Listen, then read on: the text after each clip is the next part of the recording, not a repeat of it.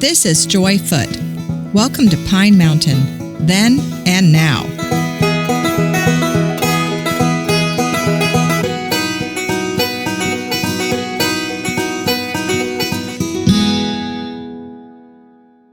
Most folks around here know about Dowdell's Knob, the scenic overlook named after pioneer settlers Lewis and James Dowdell, who arrived in Harris County in 1828. It's the highest point along the Pine Mountain Range, sitting at 1,395 feet above sea level and offers some of the most breathtaking views in the area.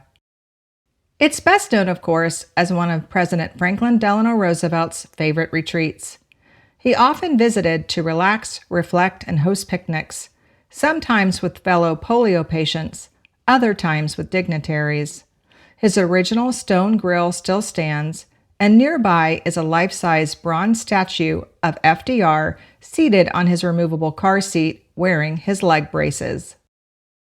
But what many don't realize is that another memorial stands nearby, just an 850-foot walk along the Pine Mountain Trail, and it's more than worth the short hike. On the night of October 1st, 1953, it was raining and a thick fog blanketed Pine Mountain. Around 9:30 p.m., Robert Wadsworth, his father-in-law Homer Swan, and a local minister, Billy Colquitt, were finishing up a visit when a deafening roar passed overhead. It was a plane flying shockingly low, far too close for comfort. From their spot at the foot of Pine Mountain, they could tell the plane was headed straight for the ridge. Moments later, the sound of the crash echoed through the valley, and they rushed to the site.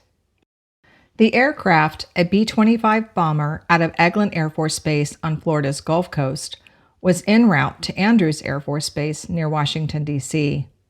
They were flying at a low altitude, and a thick fog masked the rise of Pine Mountain. The pilot, Captain Stephen Clisham, pulled back on the controls in a last-ditch effort to climb, but the mountain loomed too close. They wouldn't make it. 4 crew members died on impact: the pilot, Captain Clisham, co-pilot, Captain Virgil Harris, Tech Sergeant Otholier Hoke, and Airman 3rd Class Robert Davidson. 2 others were thrown from the wreckage: Airman 2nd Class Benny Shepard and Navy Seaman Richard Schmidt, a 19-year-old from New Jersey hitching a ride home while on leave. Schmidt awoke badly injured, soaked in mud, blood, and jet fuel. Miraculously, the fuel tanks hadn't exploded, and when he heard the rescuers approaching, he warned them not to light a match. When Wadsworth, Swan, and Colquitt reached the crash site, they found Shepard critically wounded.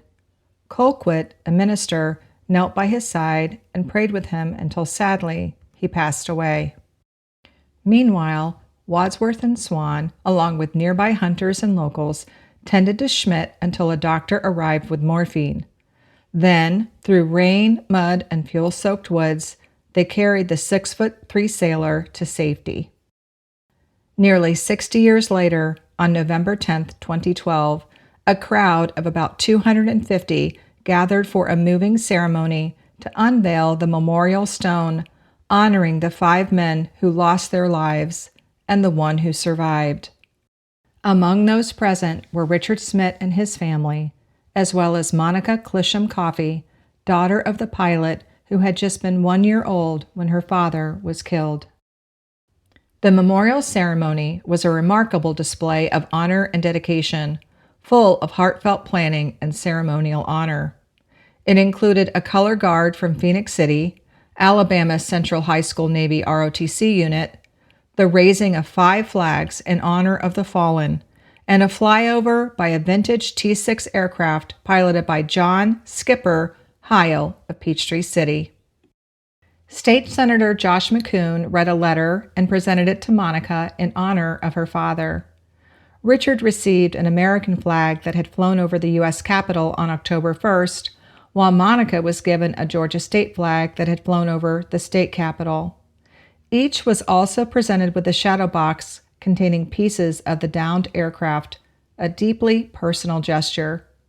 A similar shadow box is now on display at the FDR State Park Visitor Center. And at the Chipley Historical Center, there are photos of the ceremony on display. But perhaps the most emotional moment of the day came when Richard Smith shook hands with Robert Wadsworth of Manchester, the man who had found him that night in 1953 and stayed with him until help arrived. It was their first time seeing each other in 59 years. So the next time you visit Dowdell's Knob, take a few extra minutes to walk the trail to the crash site memorial. It's quiet there, peaceful and surrounded by trees, and it stands as a lasting tribute to bravery, loss, survival, and the kindness of strangers who stepped up when it mattered most. For more information about the memorial, contact FDR State Park at 706-663-4858 or visit pinemountaintrail.org. And I want to extend a special thank you to Jim Hall, one of the major organizers of the 2012 ceremony. He was incredibly generous with his time, sharing the many details that helped me understand the heart and effort that went into the ceremony. The event came together in just a few short months, truly a grassroots effort, and the result was a powerful tribute to both the survivor and the families of those who were lost.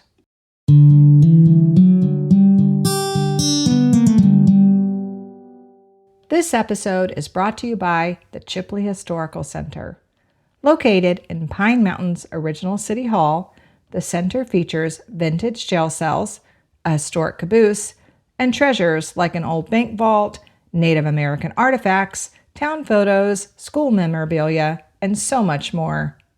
The latest exhibit is the Harris County Cooks in the 1940s, featuring kitchen tools, photos, and recipes that will remind you of your grandma's kitchen. Located at 148 MacDougald Avenue in Pine Mountain, the center is open Monday through Saturday from 10 to 4 and admission is free. So come on by the center. You won't want to miss our town's memorabilia.